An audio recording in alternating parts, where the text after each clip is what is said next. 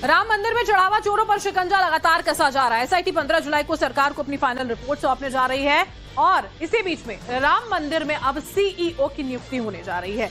जल्द ही सीईओ की नियुक्ति की प्रक्रिया जो है वो भी यहां पर शुरू कर दी जाएगी। लेकिन इस दौरान इस मुद्दे पर सियासत जो है वो कम नहीं हो रही है।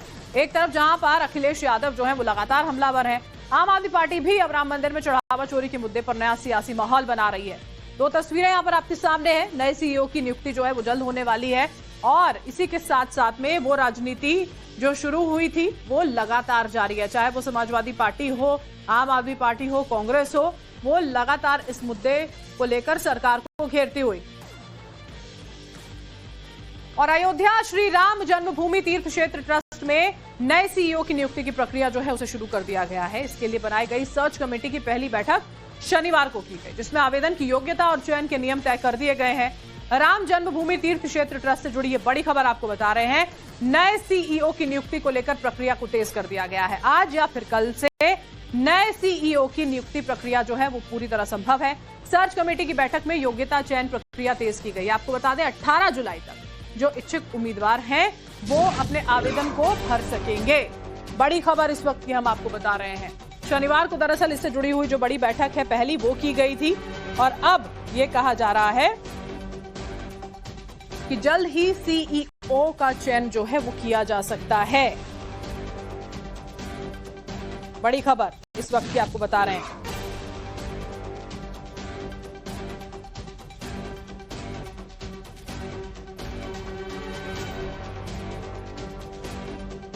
बड़ी खबर इस वक्त की, राम मंदिर ने सीईओ को लेकर नियुक्ति की प्रक्रिया शुरू होने वाली, लेकिन सीईओ की नियुक्ति के लिए कुछ नियम भी बनाए गए हैं।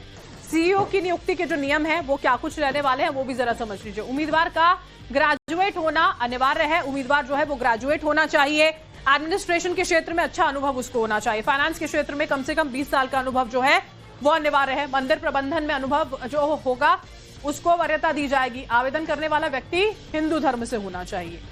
ये बातें हैं। 18 जुलाई तक का समय दिया गया है, टाइम लिमिट है जब आवेदन किया जा सकता है। ईमेल के जरिए आवेदन जो है वो एक्सेप्ट किए जा रहे हैं। समिति योग्य उम्मीदवारों के साथ में चर्चा उसके बाद की करेगी। चर्चा के बाद अंतिम नाम पर फैसला कर दिया जाएगा। नए सीईओ की नियुक्ति जो है वो 3 साल के लिए होगी, यानी कि 3 साल तक का यहाँ पर कार्यकाल होगा। 3 साल के लिए नियुक्ति की जाएगी नए सीईओ की। और ये सारी चीजें हैं जिनका ध्यान रखना होगा, नियम कायदे, और उसी के आधार पर 18 तारीख तक आपको आवेदन देना होगा। राम मंदिर में चढ़ावा चोरी का मामला भले ही समाजवादी पार्टी के अध्यक्ष अखिलेश यादव ने उठाया हो, लेकिन पॉलिटिकल माइलेज लेने में आम आदमी पार्टी भी काफी आगे है। आपके राष्ट्रीय संयोजक अरविंद केजरीवाल ने इसे लेकर देशव्यापी अभियान चलाने का ऐलान किया है, जिसका शंखनाद वो देश की राजधानी दिल्ली से ही करने जा रहे हैं। राम मंदिर चढ़ावा चोरी से जुड़ी ये बड़ी खबर आपको बता रहे हैं। आम आदमी पार्टी आज से चलाएगी सिग्नेचर अभियान। सुंदरकांड के पाठ के बाद देश भर में हस्ताक्षर अभियान चलाया जाएगा। दिल्ली के रोहिणी में सुंदरकांड पाठ का आयोजन किया जाना है।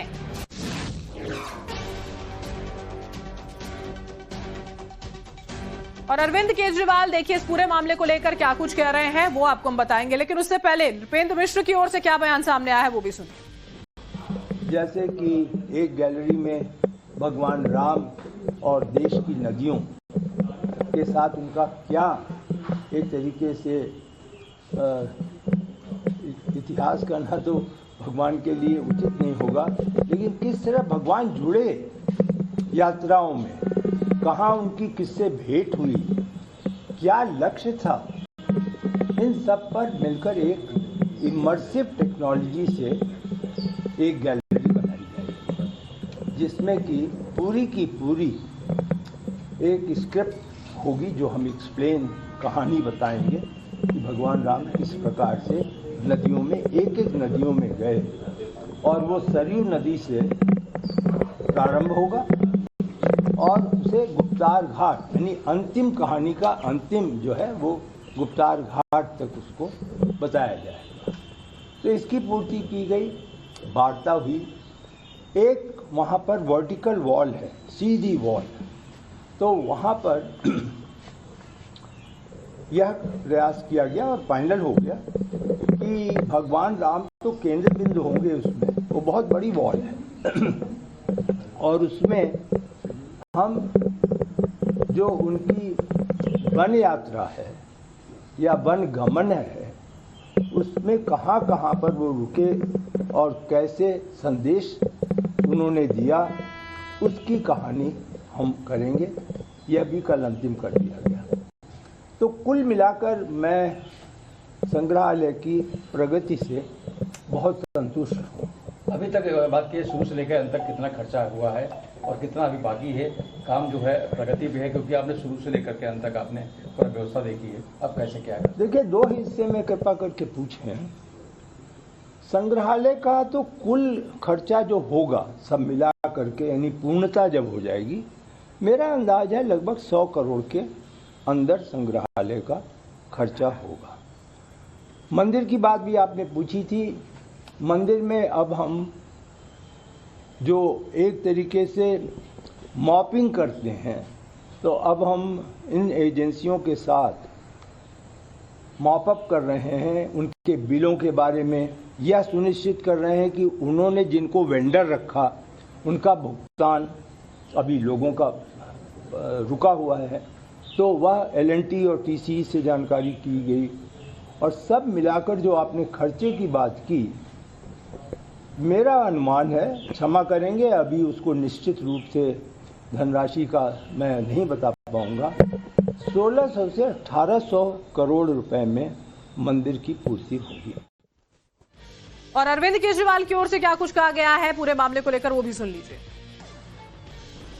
प्रभु की शरण में जाना होगा तो इस इतवार को 11:30 बजे रोहिणी में हम लोग सुंदरकांड का पाठ करेंगे। मेरा सभी श्रद्धालुओं से, राम भक्तों से निवेदन है कि सब लोग ज्यादा से ज्यादा संख्या में पहुंचे वहां पे, और वहां से भगवान का आशीर्वाद लेके, हनुमान जी का आशीर्वाद लेके एक सिग्नेचर कैंपेन शुरू किया जाएगा देश भर में, दिल्ली में भी और अन्य राज्यों में जहां जहां आम आदमी पार्टी के वॉलंटियर्स हैं। और केवल ये आम आदमी पार्टी का नहीं है, जहां जहां राम भक्त हैं, श्रद्धालु हैं, जो जो इस पूरे घटनाक्रम से पीड़ित हैं, वो सब लोग ये सिग्नेचर कैंपेन करेंगे। सिग्नेचर कैंपेन में ये चिट्ठी है एक नागरिक की, आम नागरिक की, प्रधानमंत्री मोदी जी के नाम। उत्तर प्रदेश में अगले साल विधानसभा का चुनाव है और राम मंदिर देश के करोड़ों हिंदुओं की आस्था से जुड़ा है। ऐसे में आम आदमी पार्टी की कोशिश इस मुद्दे को राष्ट्रीय स्तर पर ले जाने की है। वहीं कांग्रेस भी लगातार इस मुद्दे को लेकर बीजेपी पर हमलावर है। अब पार्टी ने सरकार से सुप्रीम कोर्ट के जज से इस मामले की निगरानी की मांग कर दी है। मैं तो उतना कह रहा हूँ कि जो SIT की जांच है, इससे कुछ निकलेगा नहीं, लोगों को बचाने का काम किया जा रहा है। और सुप्रीम कोर्ट के सिटिंग जज की निगरानी में अगर जांच होगी तो वह ऊपर तक नाम आएंगे। उसका जनता को विश्वास दिलाकर खुद मुख्यमंत्री, प्रधानमंत्री को बोलना चाहिए कि हम जांच को अंतिम छोर तक लेकर जाएं। और राम मंदिर के मुद्दे पर स्वामी अविमुक्तेश्वरानंद का बयान सामने आया है। राम मंदिर दान चोरी विवाद पर उनका बयान है। ये अच्छा है कि सवाल उठ रहे हैं, मामले की लीपापोती की जा रही है। अविमुक्तेश्वरानंद ने यह कहा, किस तरह से देखा जाए? ये अच्छा है कि सवाल उठ रहे हैं, लेकिन कोशिश तो लीपापोती की ही हो रही है। जब ट्रस्ट भी सरकार ने ही बनाया है और SIT भी सरकार ने ही बनाई है, तो समझ लीजिए कि ये मामला वैसे ही है जैसे एक ही घर के लड़के कहें चलो चोर पुलिस खेलते हैं, तो कुछ लड़के पुलिस बन जाएं और कुछ लड़के चोर बन जाएं और खेलें चोर पुलिस, और बाद में सब इकट्ठे होकर के खेल बंद होने के बाद आनंद करें। ऐसा ही खेल वहाँ पे हो रहा है, वही चोर वही पुलिस, क्या निर्णय होगा? वो चंपत राय ने जब चिट्ठी लिखी और वो चिट्ठी वायरल हो रही है, उनका कहना है कि बाद में हम भी मीडिया के सामने सारी बातें रखेंगे, हम निर्दोष हैं। बाद में जो कुछ बोला जाता है सब आफ्टर थॉट होता है। क्राइम की भाषा में आफ्टर थॉट जो है वो गलत चीज होती है। और हमारे संवाददाता मनीष यादव हमारे साथ लाइव जुड़ चुके हैं, सीधा उन्हीं का रुख कर लेते हैं। मनीष, बहुत सारे अपडेट्स आ रहे हैं। पहले अगर स्वामी अविमुक्तेश्वरानंद के बयान की अगर हम यहाँ पर चर्चा कर लें तो उनका ये कहना कि है तो चोर पुलिस जैसा खेल है जो आपस में ही मिलकर खेला जा रहा है, खुद ही जांच कर लेंगे, खुद ही दोषी करार दे देंगे, सब कुछ हो जाएगा और जो वाकई में सच्चाई है वो सामने नहीं आ पाएगी, ये कहते हुए आरोप लगा रहे हैं। देखिए, स्वामी अभिमिक्तुषानंद बाकी पॉलिटिकल पार्टी की तरह इस बात के इच्छुक थे कि इस मामले की जांच या तो सीबीआई करे या फिर सुप्रीम कोर्ट की निगरानी में हो, कोई रिटायर्ड जस्टिस इस मामले की पूरी जांच करे। एसआईटी के मेंबर्स पर उन्होंने सवाल उठाए हैं, जो सवाल अखिलेश यादव से लेकर कांग्रेस और आम आदमी पार्टी के लोग भी उठा रहे हैं कि एसआईटी के मेंबर राज्य सरकार के मातहत होते हैं, जो कमिश्नर है, आईजी है, दूसरे जो वित्त सचिव हैं, तो ऐसे में इनकी जांच पर उन्हें संदेह है। ये जांच में राज्य सरकार से प्रभावित हो सकते हैं, ऐसे आरोप इन पर लगाए जा रहे हैं। वही बात स्वामी अभिमिक्तुषानंद दोहरा रहे हैं कि अपनों ने मिलकर जांच कर ली, चोर पुलिस का खेल खेल लिया, ऐसे में सच्चाई लोगों के सामने तक नहीं पहुंचेगी, ऐसा अंदेशा उन्होंने जाहिर किया है। चूंकि चुनाव होने हैं तो ऐसे में समाजवादी पार्टी भी इस बात को लेकर लगातार हमलावर रही है सरकार पर। अयोध्या के चढ़ावे मामले को लेकर जो अखिलेश यादव ने खुलासा किया, पहले सोशल मीडिया पर पोस्ट करके सबके सामने ये बात रखी थी, वो किसी सीबीआई जांच से नीचे या फिर सुप्रीम कोर्ट के किसी निगरानी में किसी रिटायर्ड जस्टिस से जांच कराने को लेकर उनके कार्यकर्ताओं की ओर से लगातार आरोप लगाए जा रहे हैं सरकार पर। कहा जा रहा है कि पूरे इस मामले में रकम बहुत बड़ी हो सकती है, छोटे लोगों को फंसाया गया है, बड़े लोगों को छोड़ दिया गया है।